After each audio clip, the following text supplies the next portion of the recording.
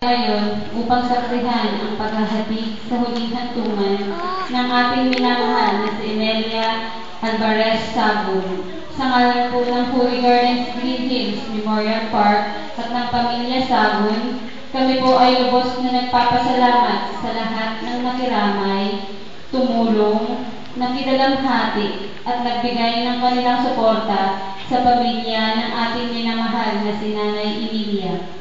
Sa araw na ito, atin pong gugunitain ang kanyang alaala at igagalang ang kanyang kahilingan. Hinihiling po ang pakikiisa ng lahat. Sinabi ni Jesus sa kanyang mga alagad, "Huwag kayong mabalisa. Manalig kayo sa Diyos at manalig din kayo sa akin. Sa bahay ng aking Ama ay maraming silid. Kung hindi gayon, sinabi ko na sana sa inyo, at paroroon ako upang naroroonan ko. At alam ninyo ang daan patungo sa pupuntahan ko." Sinabi sa kanya ni Tomas, "Panginoon, hindi po namin alam kung saan kayo pupunta. Paano namin malasa?